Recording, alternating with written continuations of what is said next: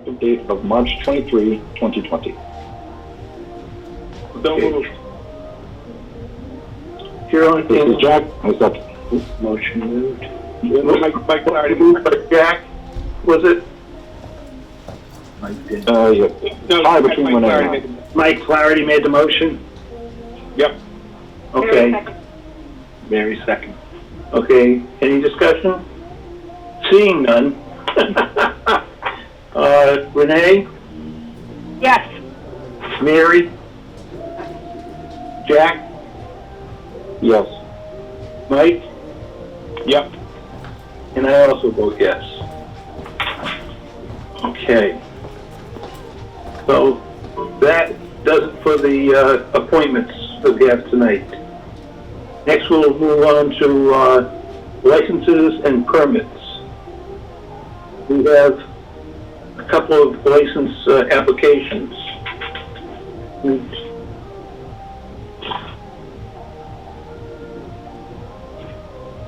And of course, I've got everything out of order. I got it right here. Okay, the first one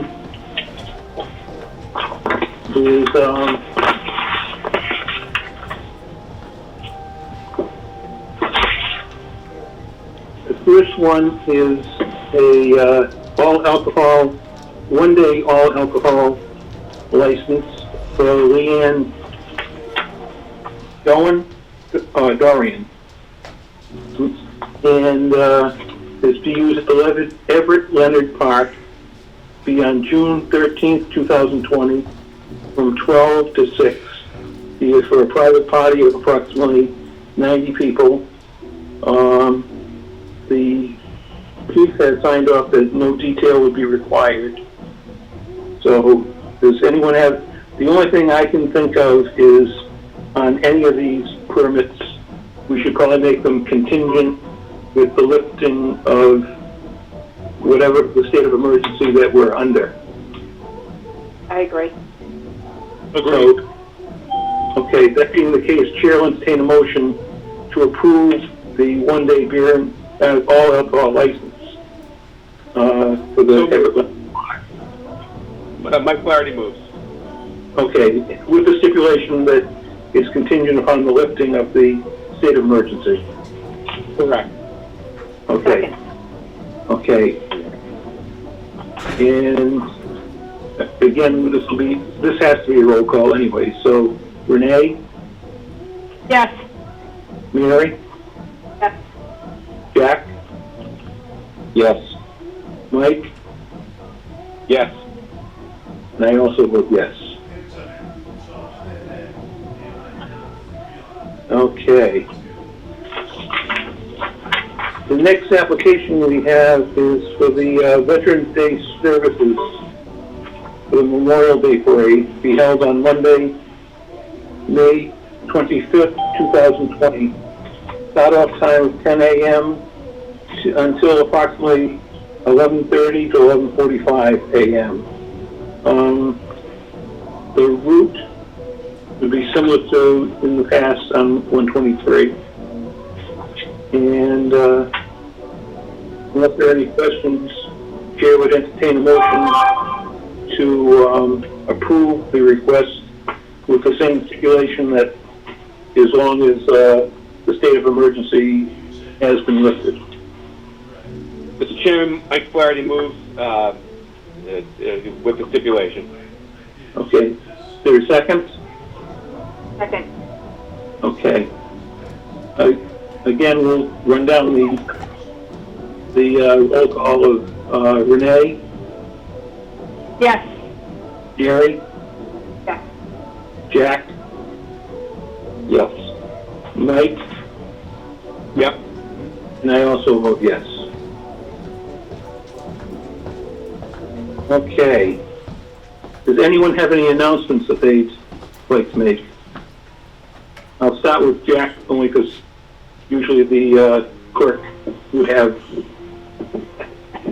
announcements. I do not, going through the packet, I do not see any in here. Subject to. Okay. Does anyone else have any This is I'm Renee, I do not. Okay, Mary, do you have any? No, I don't. Mike, do you have any? I'm all set, Mr. Chairman. Okay. I do have one here, and again, this will be subject to the lifting of the state of emergency. The Norton Spring cleanup is scheduled for Saturday, April 25th at 8:30 a.m. Ed, Yes? I am interrupting, sorry. The North Spring cleanup has been put off. Okay, then I'll throw this where it belongs. Yeah, well, I think we're going to try to put it off till next fall, but we haven't picked any date at this point. Okay, thank you very much. In that case, announcements are done, and we'll move on to new business. The first order of business was a discussion of the town clerk on town elections, and I believe she's on. Lucia, are you on?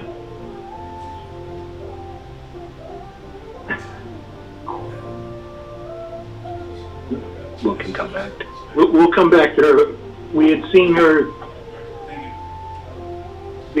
name pop up as being on the call, but she is either having problems getting through or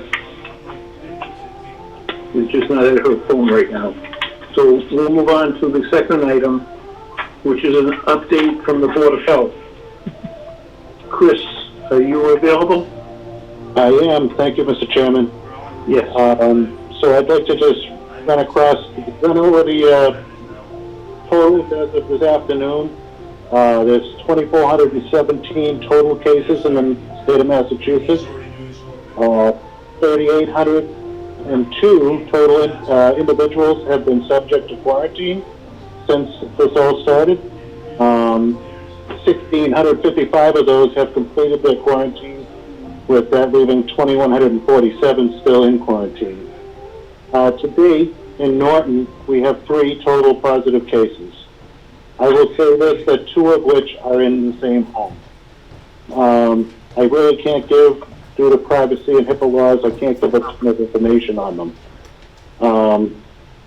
Things that we're doing here in the Board of Health is lots of surveillance and contact tracing for the cases that we are dealing with, as well as cases that were possible cases that turned out to be negative after testing. I don't know if you have any other questions on things here.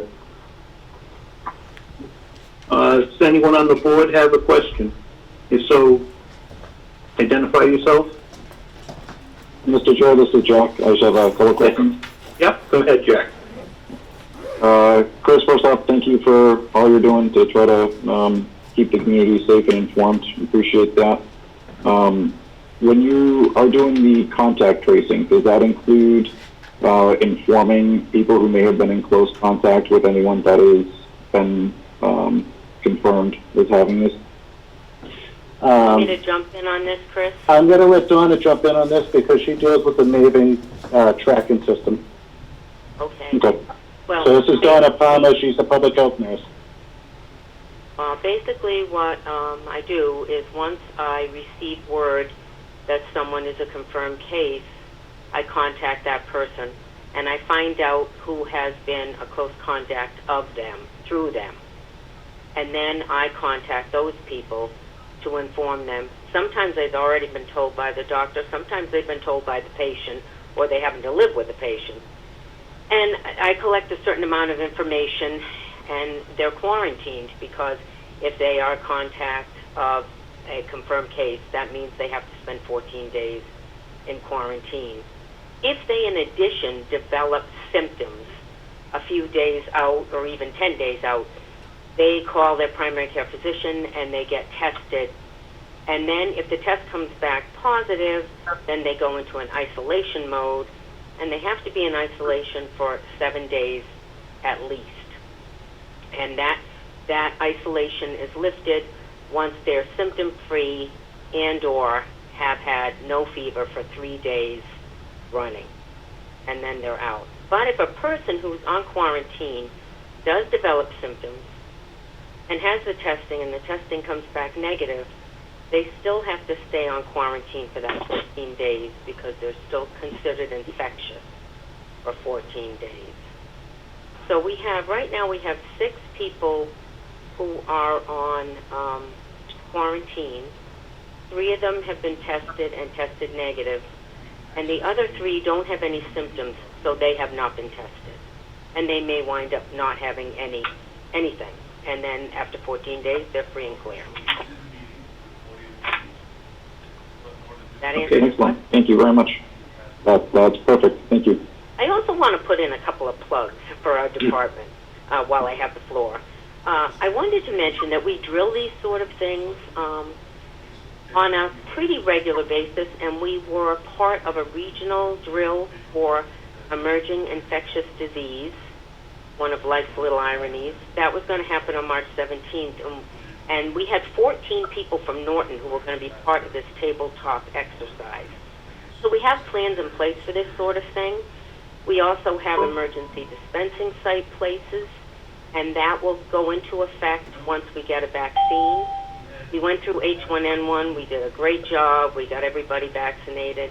And I've had a few of these experiences with other diseases where I had to deal with contact, and we're experienced is what I'm getting at. So I think we are following protocol perfectly, and we're doing a great job. Thank you very much. Good job. Jack, did you have another Hey, Donna. I think they're doing terrific. I think you're doing a great job. So Brad, may I ask a question as well? I just wanted to make sure that Jack, he had said he had a couple of questions. I want to make sure he's all set first. Yeah, I just have one more. Thank you. So for informational purposes, if there is somebody who is listening to this and they feel that they need to get tested, what is the best resource for them to reach out to? Is it the state's hotline?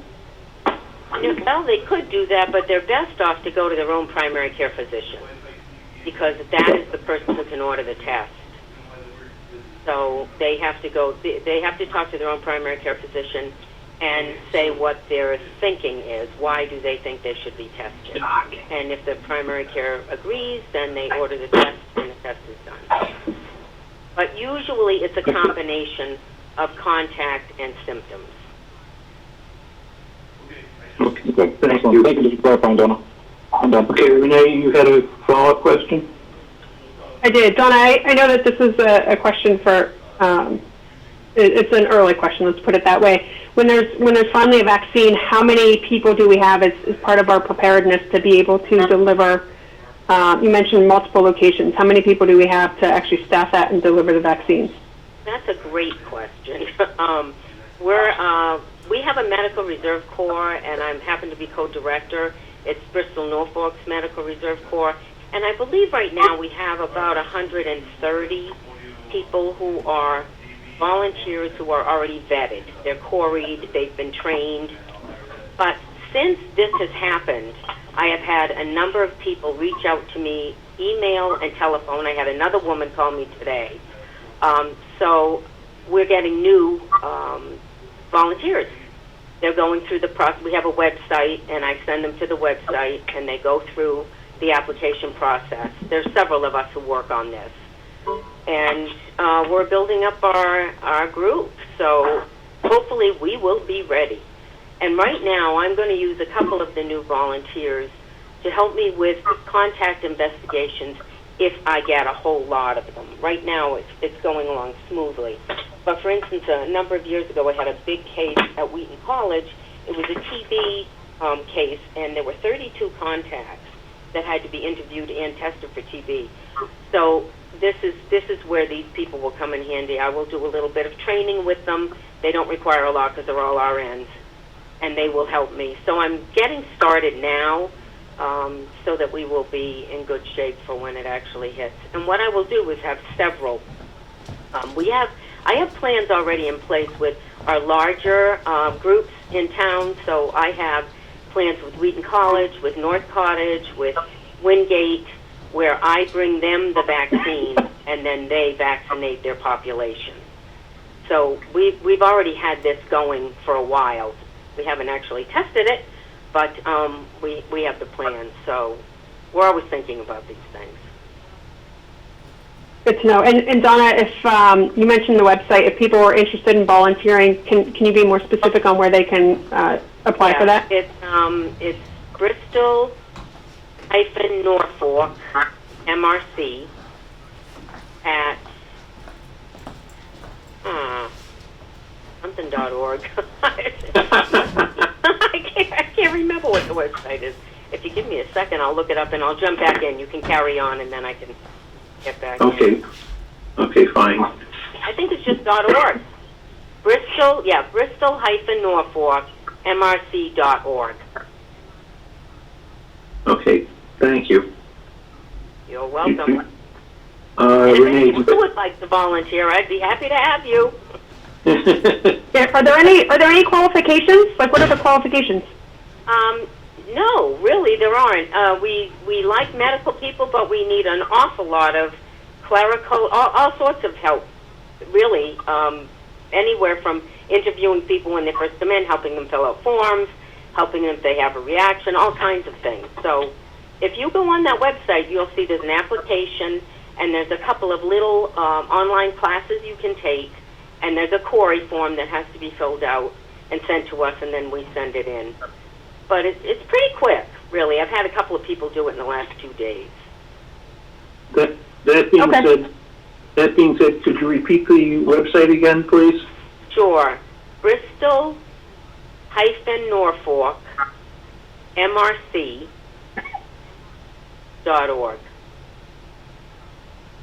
Okay. And that's MRC is Medical Reserve Corp. MRC. Right. Okay. And Excellent. I'm on the site now too.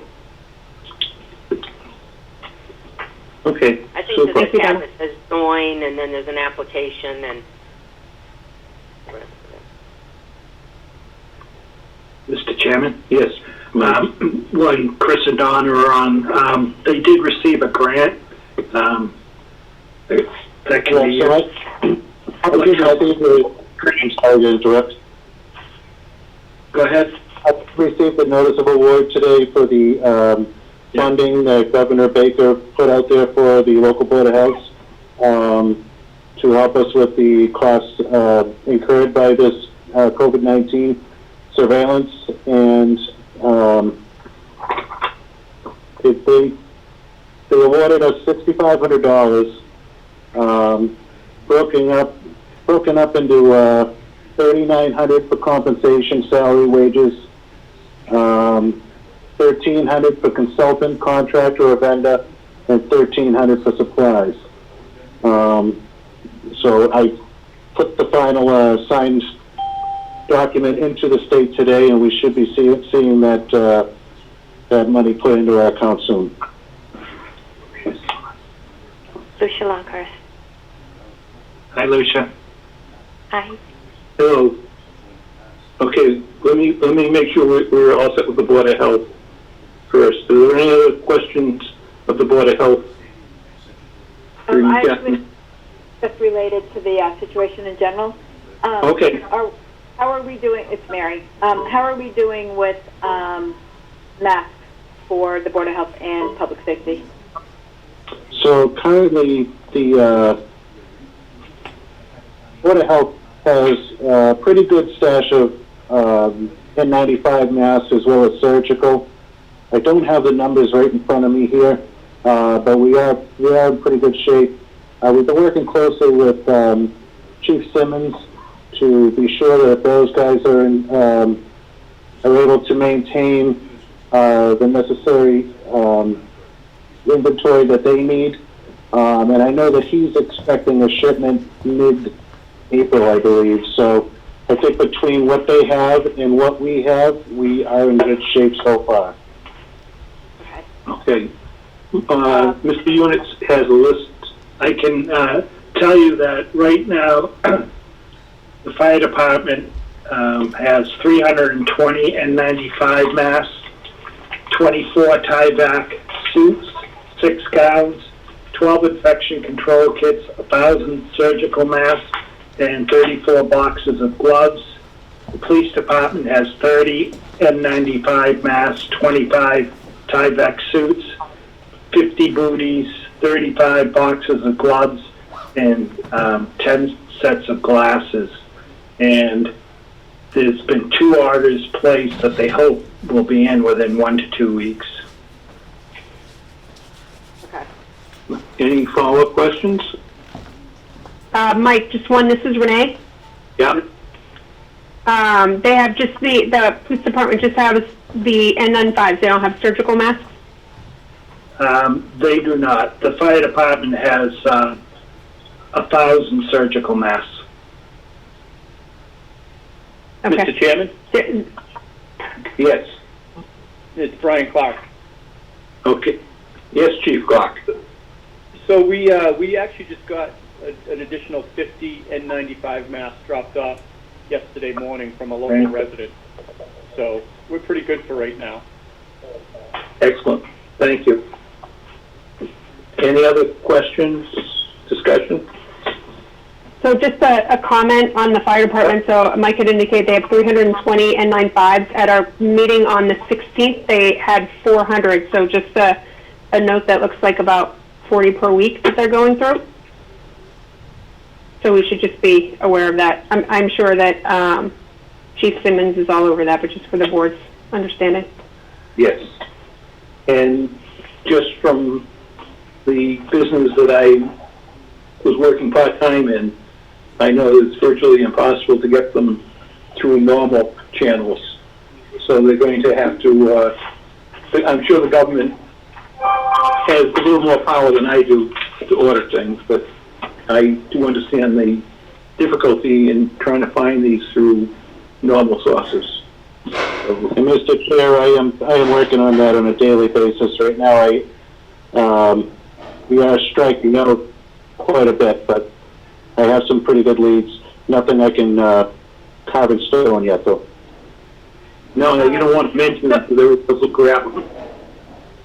Well, the other thing too is, I mean, I imagine that Chris, part of the work that you guys do is that when our supply runs low, we're sending a request to MEMA so that they can forward that to FEMA as appropriate. Correct. Correct. Okay. I'm actually doing it through our coalition and the HMCC and that type. So that way we get a feeler out through everybody. But yes, eventually it goes to MEMA and FEMA, and so we're working on it. It's something that everybody's working on, unfortunately. Mr. Chairman? Yes. So Chris and Chief Clark, I actually have a reliable source for the mask.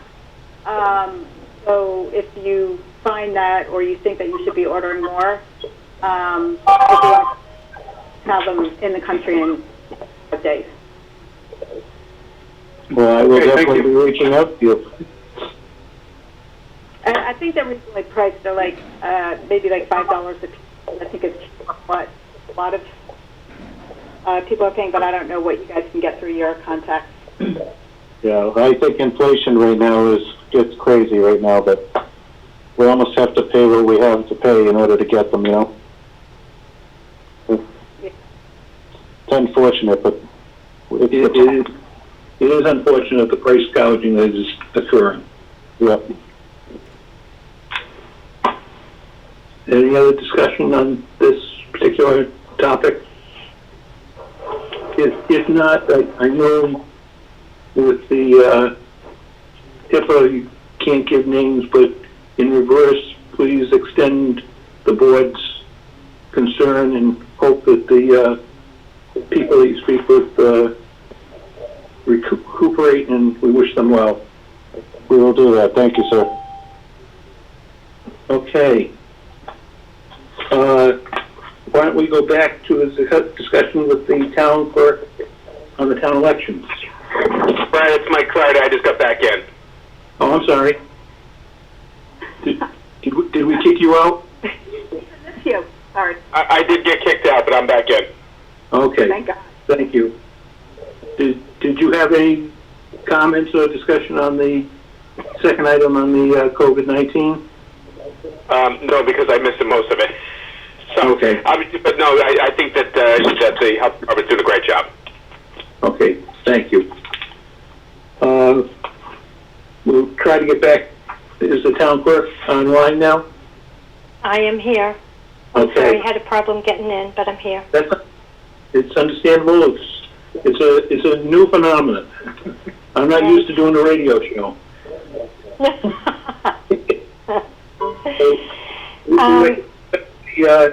With the town elections. Town elections, which all the information has been out that once Board of Selectmen set a new date, then we have to notify the residents within 20 days, at least 20 days in advance. I do want to say that we're getting in absentee ballot applications, and the absentee ballots are due in tomorrow. They had sent them, that they made an error. The printing company had Tuesday, April 4th instead of Saturday.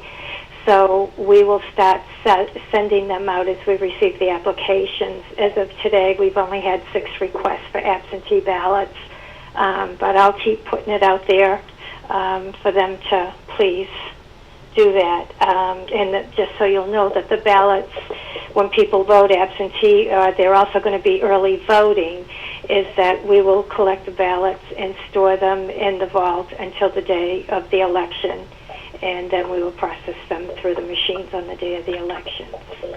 Mr. Chairman, Mr. Units. Lou, should the legislature approve the legislation allowing us to delay the election?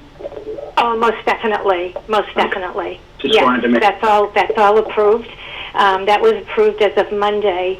I sent everything out there on their approval, and we just have to notify. We do not need court orders. We just have to notify the residents at the latest 20 days in advance of the day that the Board of Selectmen decide on the election.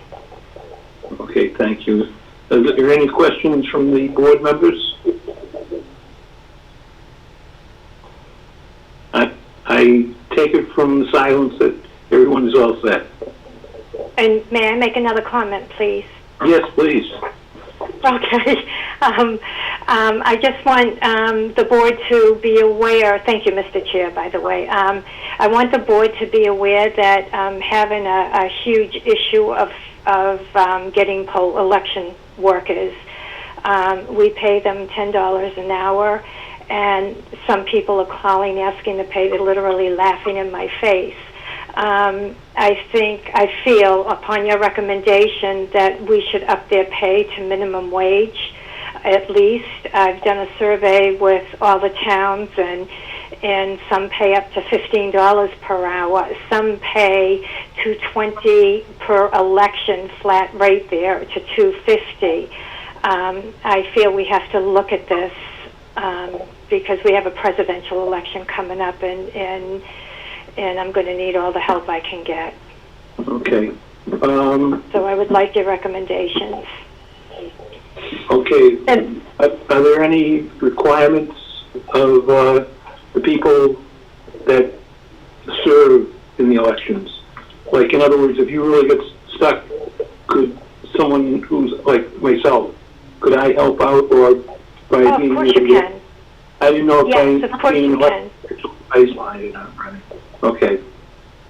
Yes, you can. The only restrictions, and I did go to Wheaton College, and I did go to the high school for seniors. But Wheaton College, for the presidential primary, I had 2, and then they were going to come and spend from 2 o'clock till closing that night, and then they said they could only come till 2 to 5 and 2 to 5:30, I believe, and that just can't be. It just doesn't fit. Yes. So I don't know if we can get students at 16 years old. We need their parents' consent, and at 18, as long as they're registered voters, they can come in and help. And I mean, they get paid. Right.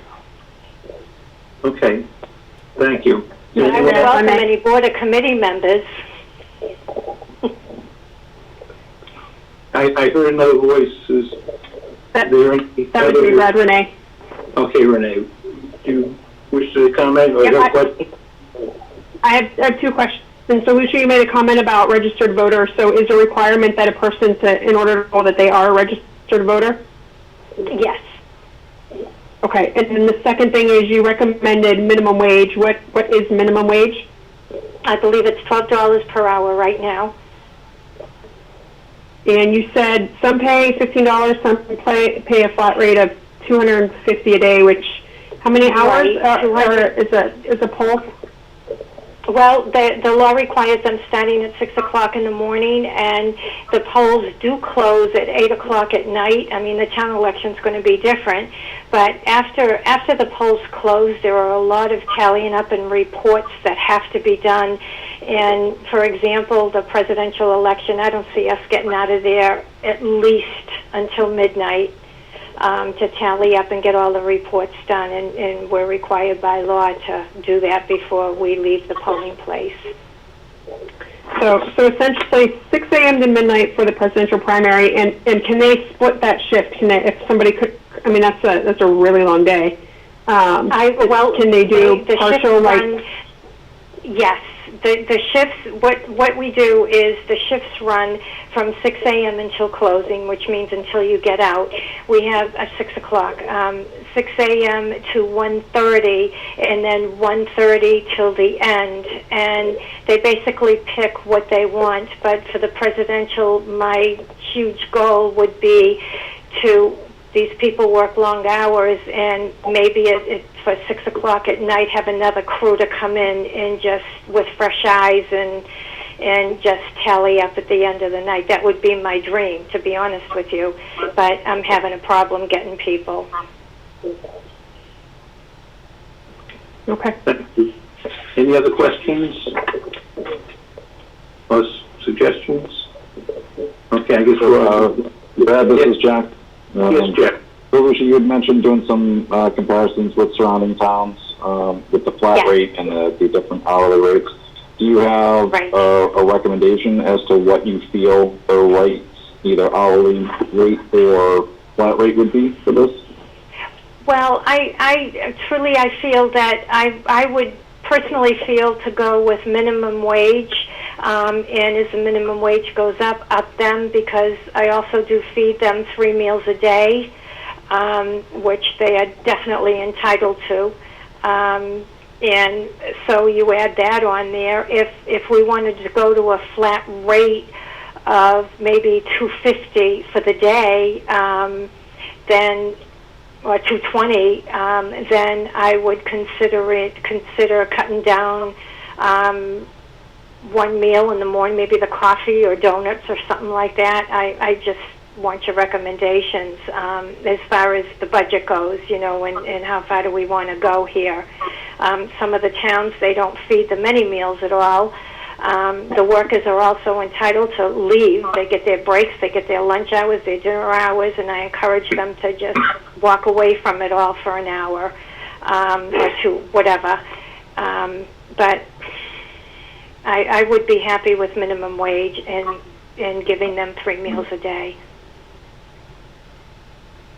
Okay. So, can I ask my fellow board members if they'd be, if they'd be comfortable tying election poll workers' wage to minimum wage? I mean, that seems like a very logical thing to do, rather than paying them less than minimum, which seems dubious.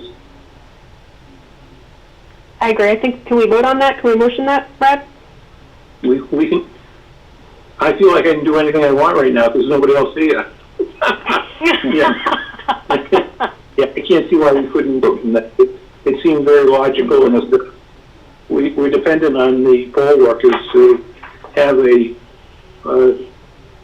acceptable election, and we can't expect town clerk to, govern a election without the proper people to help out. So I would say, Chair would definitely entertain a motion to increase the payment of poll workers to minimum wage at this point. Can I, excuse me, Mr. Chairman, can I just make one more comment? Yeah. Is that okay? By state law, town clerks are not allowed to touch ballots at all at an election, and that's due to the fact in case there's a recount, the town clerk has to be involved in it.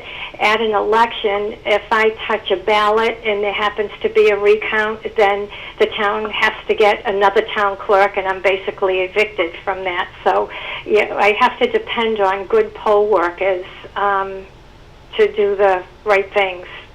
Uh-huh. Does that make So, sense? yeah, you need somebody who's going to pay attention to what they're doing and someone who can get them done. Exactly. Yep. Jack made the motion. So, Jack, did you make a motion to increase the salary to the minimum wage? Yes. Okay, and did I have a second? I'll second it for discussion. Okay. Mary. Okay, Mary. Lucia, I'm just curious, when you say 3 meals a day, what does that involve? What I do is I get coffee in the morning with donuts and muffins. The lunch, I get sandwiches from the produce barn, and I go to Market Basket and get bottles of soda and chips. And then, thank God for the downtown, because they donate the pizzas for dinner, so it doesn't cost us anything for their dinner. Oh, good. Okay. Are there any other questions? If not, we have a motion and a second. Renee? We're gonna do a Yes. roll. Mary? Yes. Jack? Yes. Mike? Yes. And I also will vote yes. So, we just gave them a huge raise. Well, Thank you. They will appreciate that, you know. They'll be very, very happy. You're all the way up to minimum. yeah, you know, No. they did a great job at the last election where everything was all different, and it was a terrible night. They did a great job. They do a good They job did. every election. Yes, they I do. agree. Yes, they do. I've never had a problem. I agree. It's a good team. with polls. So, thank you, Lucia, for the report. Thank you all. And thank you for everything you do. Okay, thank you very much. Very kind. Okay. Okay. Okay. Good night. Good night. Okay. We'll move on to a discussion on Pine Street water main improvements detour. Mr. Units. So the Pine Street project, they started this week. Mostly site preparation and putting the wattles out along the wetlands. They're going to start construction next week. They'll start at the well, and then they'll move from there down Pine Street. And they anticipate that the project will be complete by mid-July.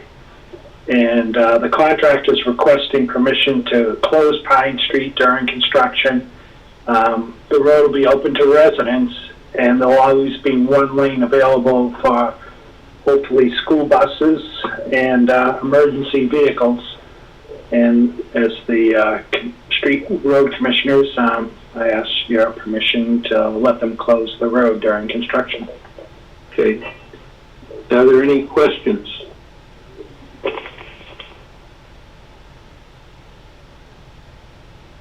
Hearing none. Brad, it's Renee. I'm mute. Okay. I may have missed this. What were the hours for the road closure and work? They will be working, let me find that.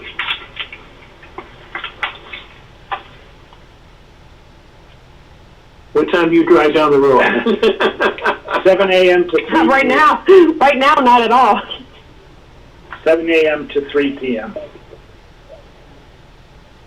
And when do Okay. when do they anticipate starting this? Next week. Next week. And this is through July, you said?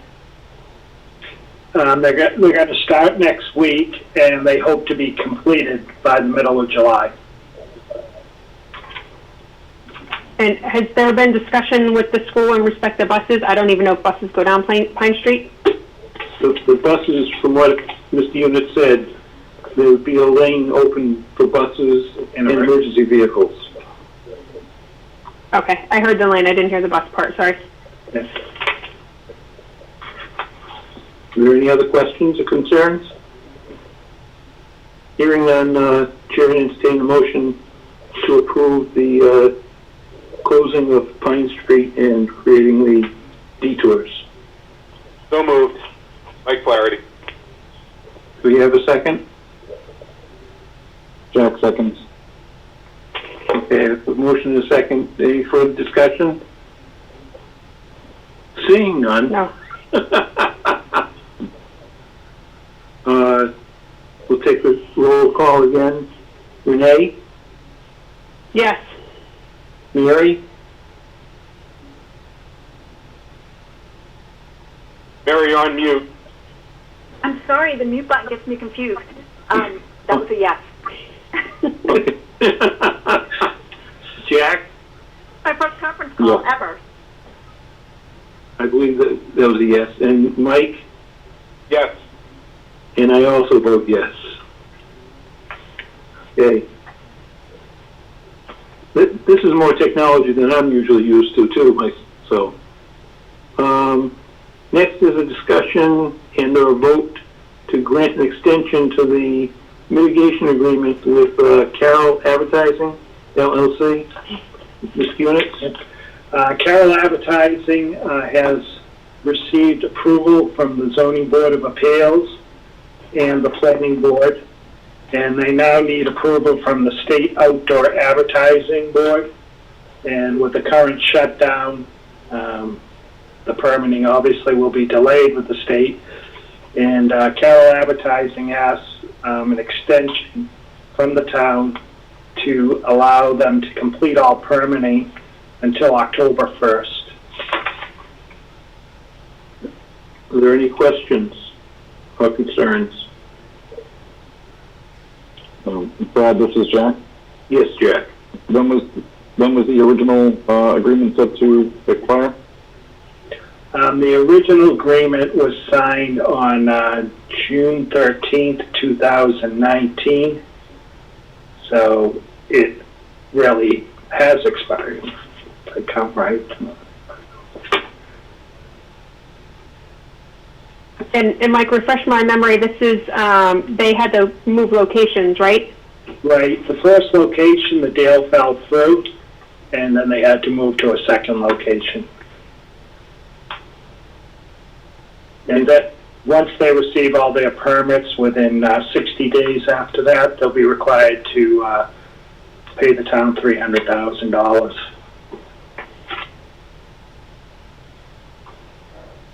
And then to complicate it, because of the coronavirus, they're concerned that the time frame will stretch out further with the state. So with that understanding, should we extend that beyond October 1st to give them more time, or would they just come back if they need more? You could do either, or you could just come back and extend it again if the delay lasts long, the emergency order lasts longer and delayed.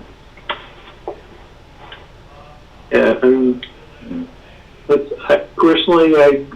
think positive that it's going to make it through, and it might give them reason to push this thing through.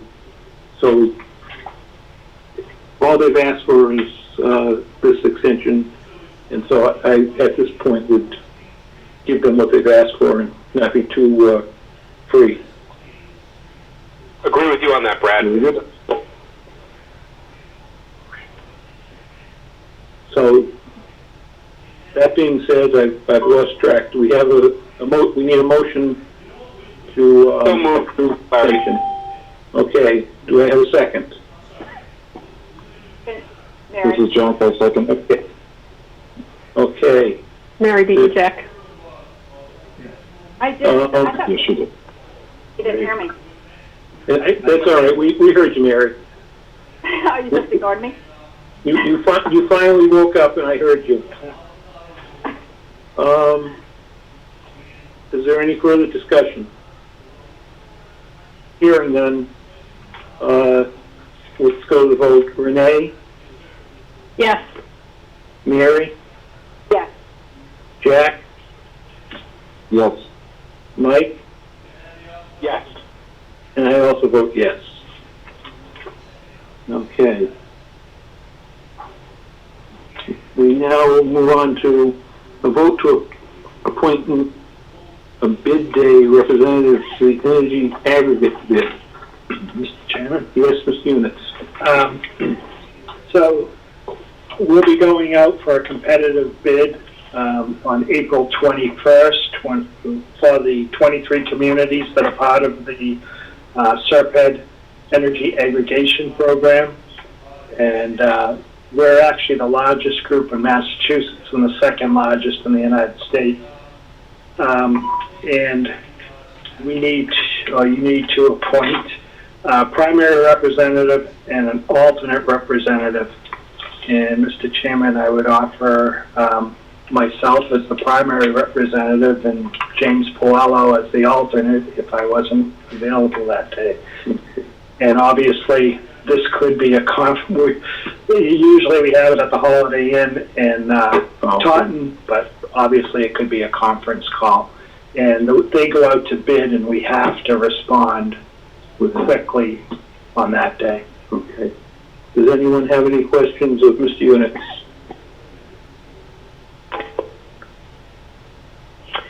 Mike, this is Renee. I just have one question. Yep. In respect to the energy aggregation, is that for the entire town, both municipal and school? No, it's not for municipal and school. It's just for all the residents. Oh, just residents. Okay. Right. We go out, we have to go out separately for the schools and the town. We go out together on our own bid. Any other? And if I could, Mr. Chairman, that through the program, the comparison of what the group has been able to get as a supply rate versus what National Grid charges, the town residents over the last 4 years have saved $2.2 million in total cost. Any other questions? No one has any other questions? Is there any way we could, sorry, Brad, no, this is Jack. That's all right. Is there any way we could publicize that? I mean, that's a really wonderful statistic to be able to share. I'll put it on the website, the town website. Okay. And I'll have Charlene put it on the Facebook too. Yeah, just like did you know that over the past 4 years, I think that's one of those hidden things that the town does for people that they don't necessarily see that has a lot of value. Right, yeah. About the only time people know about it is when they have to opt in or out of the being part of the group. But they don't really realize how much money has been saved for them. So. And Mike, when this contract is done, do people who are already enrolled have to enroll? Anyone that's already in the program would automatically be re-enrolled. They can opt out at any time. And people that aren't in the program would have to opt in. They'd get a notice. Okay. Thank you.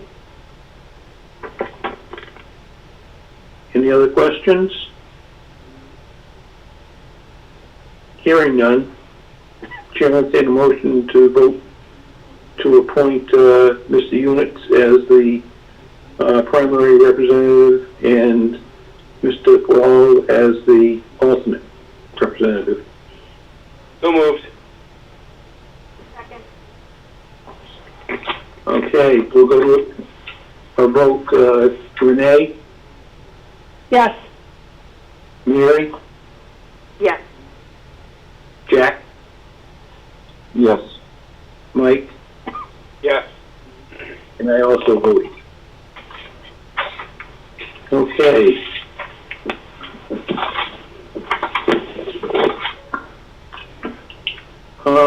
Okay. On the warrant, I see no old business. We'll go to the town manager's report. Okay. I just want to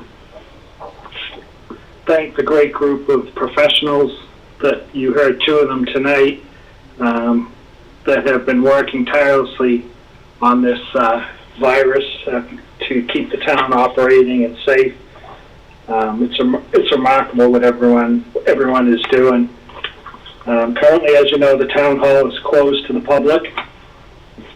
We're limiting the presence of staff in the building to essential personnel coming in for essential tasks and leaving after they complete their tasks. Charlene Fisk in our IT department, consultants did a great job to see that all the staff and all the had all the technology to assure they could work from home. As you know, the situation changes every day, and everyone here has adapted, and I appreciate all the efforts they put in to do that. And, you know, we hear one thing one week and it's outdated by the next week. You know, though not to this extent, I know a lot of people here, we've worked on this before with H1N1. This is a lot more serious, and it has really been a lot for everyone to handle, and they really have done a great job. And I want to thank the staff for that. And just on the remote meetings, I know this week there were a few meetings held. The planning board and the zoning board had public hearings this week.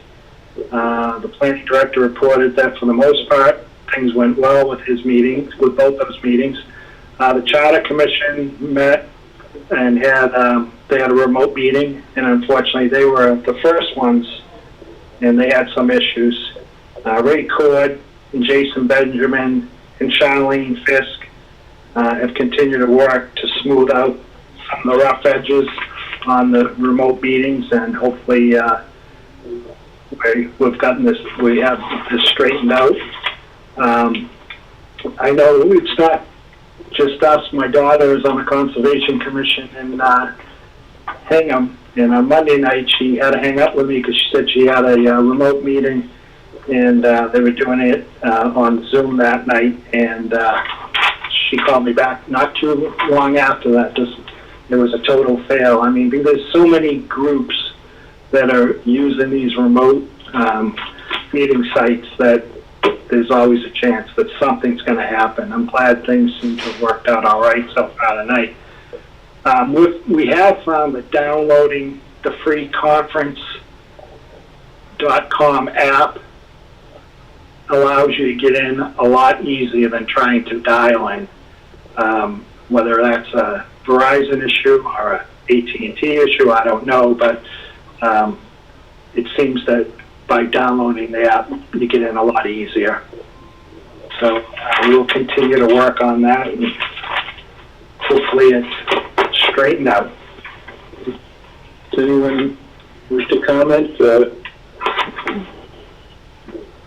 Since I missed the meeting on Monday, what is the guidance on in-person meetings? The guidance on what? Jack. In-person meeting. Hey, Jack. Jack, can I ask you? Yep, go for it, Renee.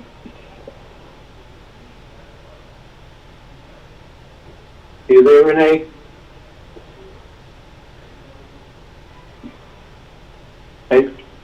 She sounded like she was breaking up there. I'm not sure. As far as in-person. Yep. Okay. So I was at the meeting Tuesday with the planning board, and a couple things happened. I mean, there were many people who couldn't get in. It took me 11 tries to actually join the call, and you know, I don't know that we're as clear. You know, while Paul was kind enough to send a notification email out to all of us to say, you know, make sure you keep trying, that obviously wasn't available for the public. And then similar to what happened to Mike earlier, there was, I believe, a member or maybe even two that ended up being disconnected from the conference line. So, I would just want to make sure that we're talking to the vendor to figure out what issues are and trying to see what plans they're putting in place to resolve them. I know part of our conversation last Monday was we would use what the town had, and then if others want another solution, that was fine as well. I personally have been on Zoom separately for many different meetings. I don't use that for work. I use WebEx, but I haven't had problems with either one of those. So from my understanding with the meeting that happened with Serped on Tuesday as well, that a lot of it has to do with who is kind of running the technology and if they know it. So I think that that's very true for this freeconference.com as well. As people were dialing in, Paul was trying to put names with the numbers that were coming through, which is great, but you can't see that overall. So, I think either way, my recommendation would be if somebody's going to choose to use this technology, one, to make sure in the agenda that, and Paul did this, to keep trying, if you couldn't get in, but to say keep trying multiple times if you can't get in, just to stress that. And also to make sure that everybody is testing the technology before they try to use it for a meeting. Yeah, and they should be comfortable if they have if someone has something they use at work that they're more comfortable with and they want to try it for their particular committee, as long as you said, as long as they test it, they should be able to do that too. Yeah. Yeah. So, and then, Jack, I don't know if you want me to, I know I've sent a couple emails on this topic about what we decided last week for the meeting, if we want to talk about that now, because I did distribute a document too that Mary and I had worked on in respect to the information that should be disseminated for the public meetings. But I don't know, Mike, if you had something more to add to your update. Just that if anyone has a public meeting, if they have to be in the room, it should only be the chairman and the staff person, if they have a need for that. And like that, I have issue with that because we specifically voted on the 16th that we did not want anyone in person, right? All meetings are to be held remotely. There's no reason why we should put anyone at risk to having to leave their house, especially, now with even later guidance of trying to stay put or shelter in place or whatever we're calling it. There's really no reason why anybody should be in person. And I thought we were pretty clear on that on the meeting at the 16th, that all meetings will be held remotely and that nobody will be in person.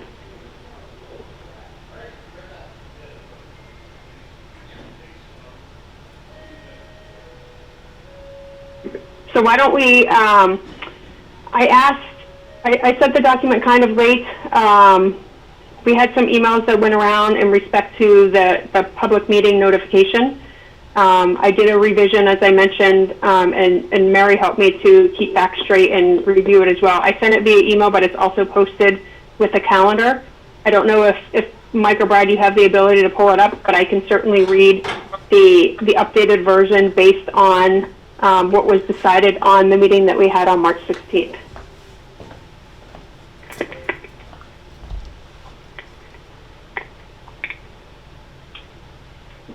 Why don't you go ahead, Renee, only because I'm sure that I'll stumble. I have very little faith in my technological abilities. No, that's fine. I can read it, and I'll read it. Again, this is for all of us to just to make sure that this is in line with what we voted on this. Just minor updates that we sent via email. So I'll just read it from the beginning. So these are that's public meetings, temporary protocols during the COVID-19 state of emergency. And it reads as effective immediately March 16, 2020, in response to the order suspending certain provisions of the open meeting law, Chapter 30A, Section 20, issued on March 10, 2020 by the Baker-Polito administration. The Board of Selectmen voted to implement the following for public meetings.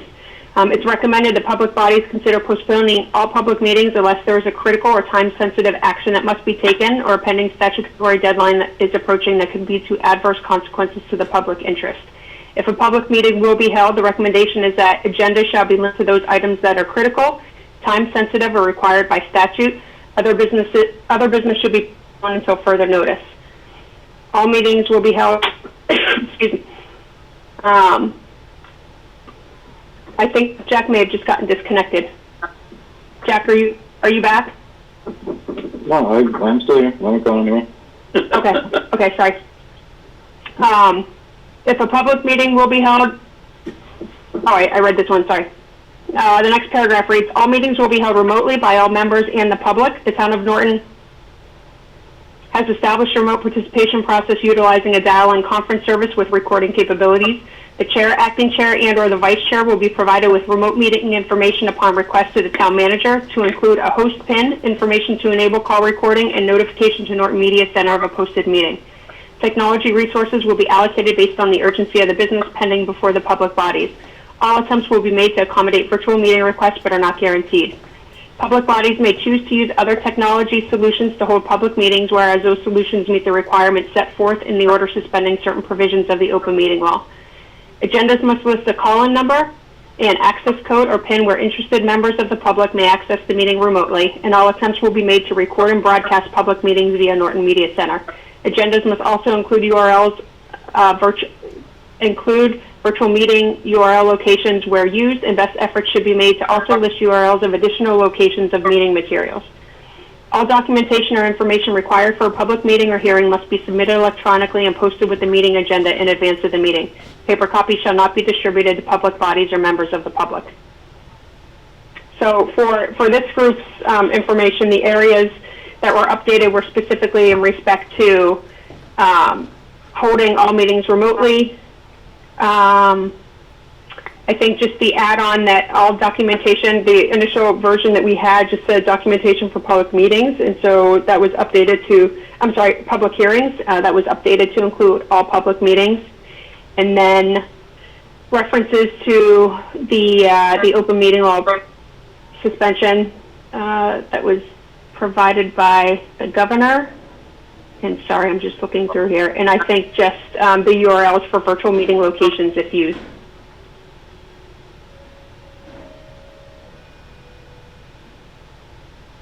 And Mary, did I capture all the changes? Sorry, I was on mute again. Yeah, I think you got everything.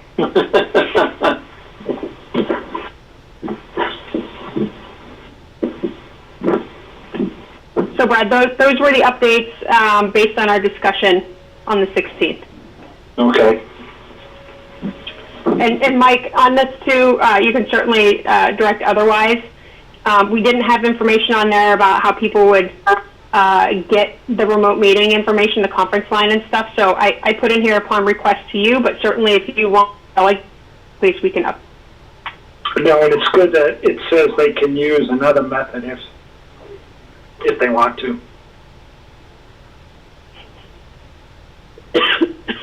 And I'd like to do with this, and I know we talked about it then, I think we talked about it then, is to make sure that we provide to them the template that we selected, as well as the actual document that was issued from the governor, and if appropriate, because I think the KP guidance on this was pretty good, but the guidance that KP Law had provided to us as well in response to the suspension order. I think if we can post those, or we don't need to post all three of those, maybe just post the public meetings, temporary protocols, but if we can at least distribute those three documents to the chairs of each of the group, I think that it will be helpful so they can understand what the requirements are under that provision. Mm-hmm. Okay, would the board feel comfortable or like to vote on this clarification document? Yes, very much so. I think we should. Okay. Chair will entertain a motion to adopt the clarification of the public meeting as read into the record by Renee. So moved. Second. Any further discussion? Seeing none, Renee?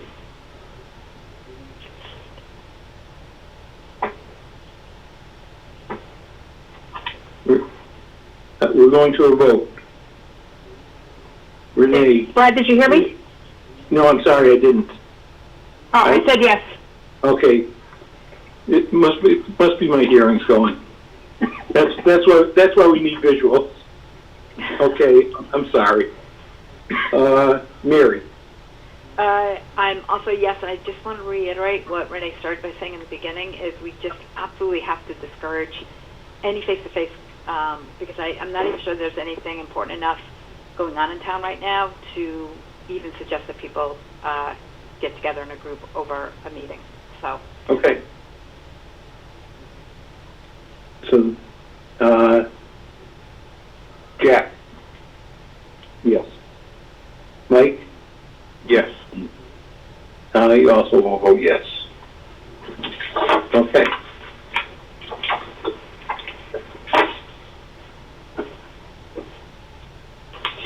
Okay, so that would cover remote meetings. Selectmen's report and mail. That was Mike. Do you have anything? I'm all set, Mr. Chairman. Jack? I'm all set as well, sir. Okay. Mary? I'm all set. Renee? Brad, can you hear me? Yep, I can. Okay, I have one item. I know my phone might be cutting out. I think it's more my headset as well, and I'm coughing, so I'm trying to keep myself on mute. I just have one item that I wanted to mention, and more of whether or not the board is in support of this. One of the things I was thinking of earlier this week was, you know, how effective we are at getting messages out to the residents, and I'd like to do and also, you know, offer the option up to others if they're interested in doing this. But I'd like to do kind of like a public service announcement with folks where I can go to the media center and just give a quick update on not only, you know, some of the actions that the Board of Health have taken, or some of our, you know, discussion points and actions that we took on the 16th with the other boards and the other leaders. But I thought it'd be a good idea just to do, you know, like a 30-second clip, just informing residents of, you know, obviously our concern for their safety, some of the actions that we put in place to try to mitigate the spread of the virus, and then, you know, some things that we'll continue to think about. And maybe, I don't know if it's possible to have some sort of not an information line, but just a place where they can submit, you know, questions or things that they'd like us to consider.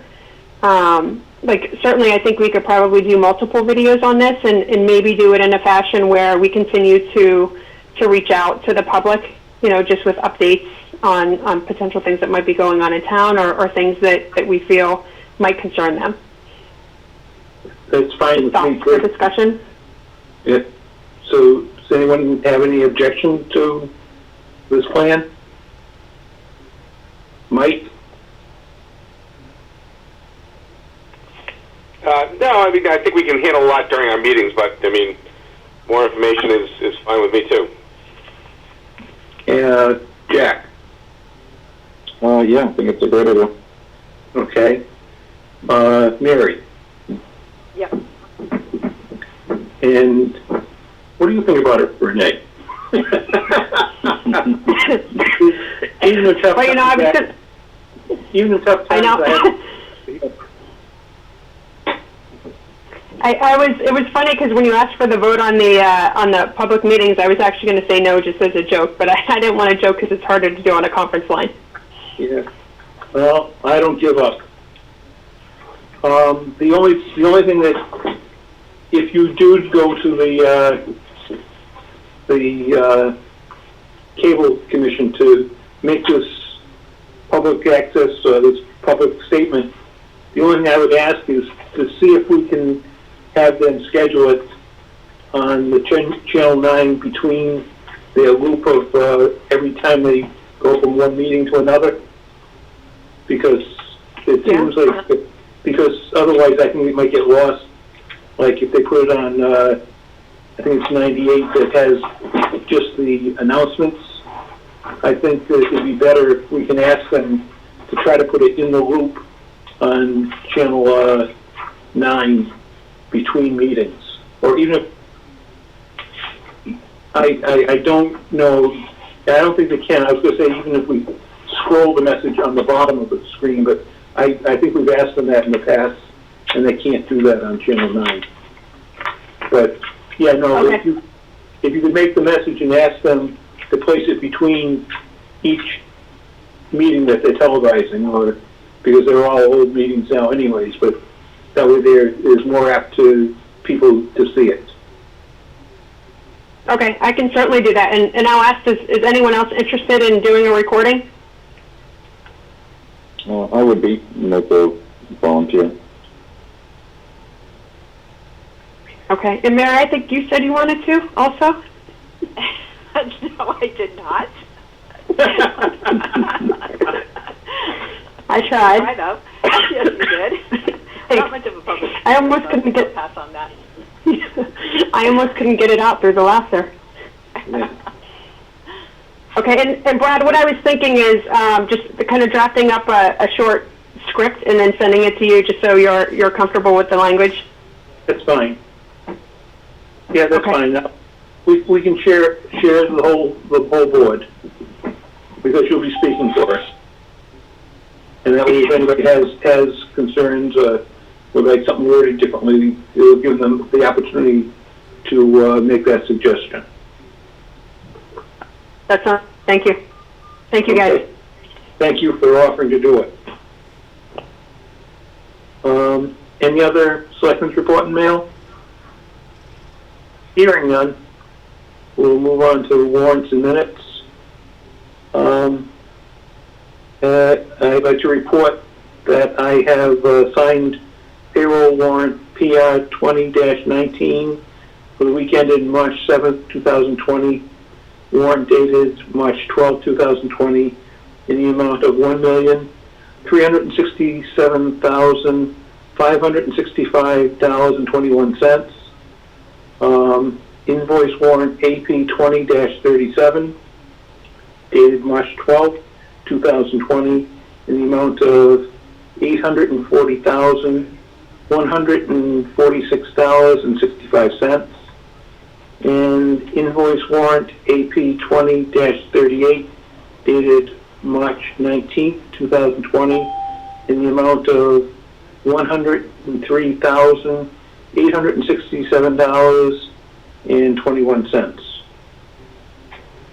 And we have minutes to be approved, but I'm not sure if everyone is comfortable with that. If so, we can approve them. If not, we can wait. So what's the board's pleasure? Mike, are you comfortable with approving the 3 minutes that are listed on the agenda? I am. Jack? Yes, I am. Mary? I am. Renee? I am, yes. Okay. In that case, Chair, entertain a motion to approve the minutes of the December 30th, 2019 meeting, the January 9th, 2020 meeting, and the January 23rd, 2020 meeting. So moved. Is there a second? You have a second? Second. Is there any discussion? Hearing none. Renee? Yes. Mary? Yes. Jack? Yes. Mike? Yes. And I also will vote yes. Okay.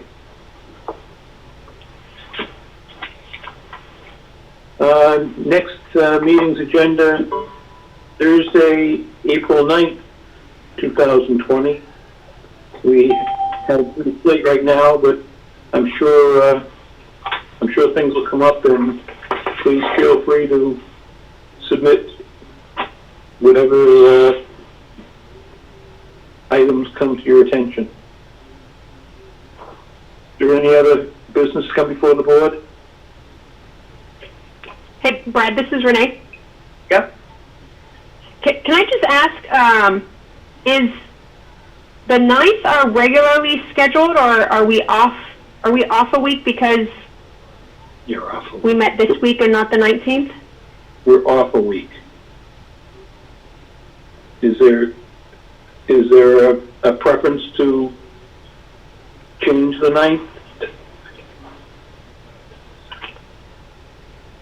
I think my preference is more to get back to the original, meeting schedule. And I believe that'd be If possible. that. It would. So is everyone in favor of meeting next on April 2nd? It's fine with me. I have nothing going on. I was just going to say, I don't think any of us have any plans. Okay. Mary? That was a yes. Okay. Renee That was a yeah, I'm available. Yes. Yeah, I have a problem. and Mike? Yeah, sure. Okay. So we'll make the next meeting April 2nd. And I assume we'll be doing it by phone, so does 6:30 work for everyone? Yes. Yes. Yes. Okay. So next meeting will be April 2nd at 6:30. And unless there is any other business, Chair will stand a motion to adjourn. So moved. So moved. All those in favor? I can't say. I can recognize the voices, but I can't prove it. Renee, This is Renee. Yes. Mary, Yes. Jack, Yes. and Mike. Yes. And I also vote yes. Thank you, guys. It went a lot better than I expected, and who knows, I'll be getting into radio now, I guess. Yeah, you guys did a great job. Thanks, Fred. Yeah, now my Hey, everybody. head will be so swollen I won't be able to get out the door now. Yeah, just don't touch your face and wash your hands when you get home. I've been washing with alcohol wipes 4 times during the meeting. So, Perfect. Thank you very much, guys. Thank you, guys. Fred, have a Stay good safe out week. Goodbye.